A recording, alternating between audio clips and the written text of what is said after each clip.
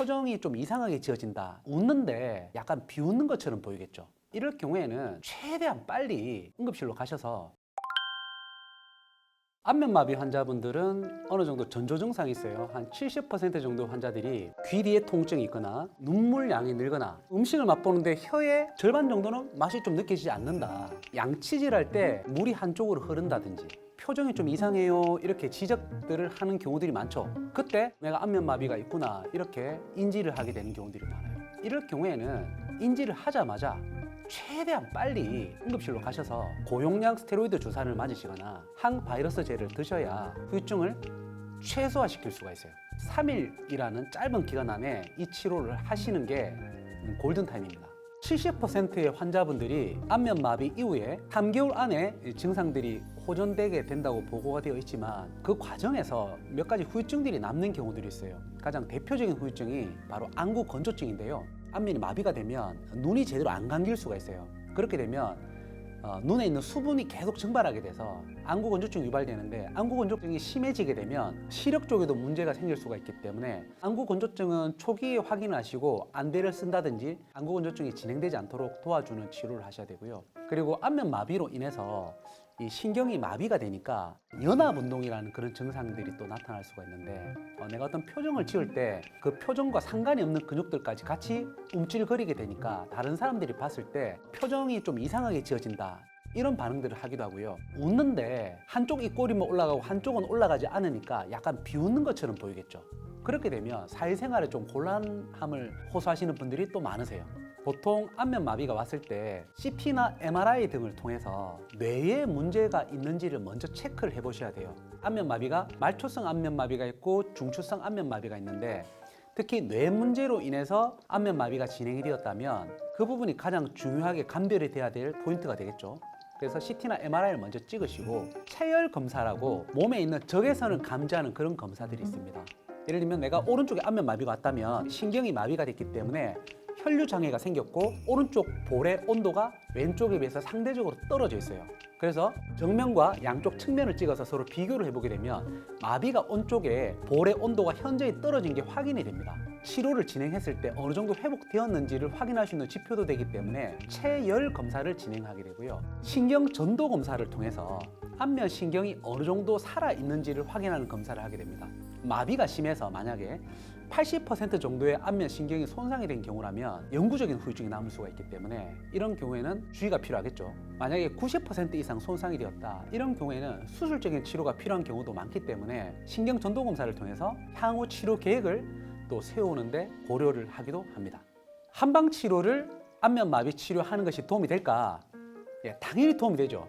3일의 골든 타임이 있다고 했죠. 이때 스테로이드 제제나 항바이러스제를 먼저 써서 바이러스나 염증을 먼저 좀 해결을 한 다음에 그 이후가 문제가 되는 부분들이거든요.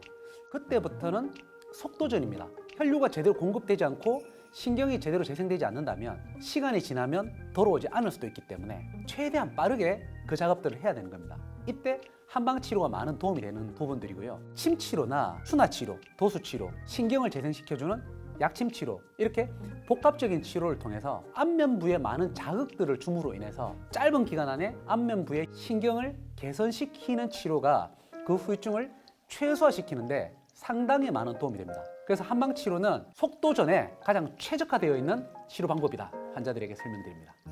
특히 치료에 있어서 한약이 정말 많은 도움이 되는데요. 한약을 쓰게 되면 안면부 근육의 긴장을 풀어주고 차가워져 있는 피부와 근육을 따뜻하게 해서 혈류량을 늘려주고 신경으로 최대한 혈액을 공급할 수 있는 그런 물리적인 환경을 만들어주는데 좀 최적화되어 있다. 그리고 안면마비 환자분들이 대부분 굉장히 몸이 허하고 피로한 상태에서 안면마비가 오는 분들이 많기 때문에 기운을 좀 채워주는 순환을 시켜주는 그런 한약을 복용을 해서 효과를 많이 보시게 되거든요. 이 부분에 대해서는 논문이 많이 정리가 되어 있습니다. 침 치료만 했던 군과 한약과 침을 같이 치료했던 군이 초기 회복 속도에서 침과 한약을 같이 병행 치료했던 군이 한 일주일 정도 회복 속도가 빠른 효과가 있었다. 이런 연구 데이터도 나와 있어요. 한약은 크게 나누면 허증에 쓰는 한약과 실증에 쓰는 한약 이렇게 두 가지로 구분됩니다. 허증이란 것은 기력이 굉장히 소진된 상태에서 바이러스에 감염이 되거나 염증이 생겨서 안면마비가 진행된 거기 때문에 염증을 치료하는 것도 중요하겠지만 내 몸이 피로한 상태를 개선시켜 주는 것도 더 중요하겠죠. 회복 속도를 높이기 위해서. 그래서 허증인 환자분들은 대부분 감이 보혈탕이라는 처방을 쓰게 되는데요. 이 감이 보혈탕은 몸에 기운을 북돋아주고 조혈 기능을 좀 올려주면서 혈액을 데워주고 안면부를 좀 따뜻하게 해주는 그런 약재들이 들어가게 됩니다. 면역을 개선시켜줘서 또 피로를 개선시켜줘서 회복을 좀 빠르게 도와주는 그런 처방이다, 이렇게 이해를 하시면 되겠고요.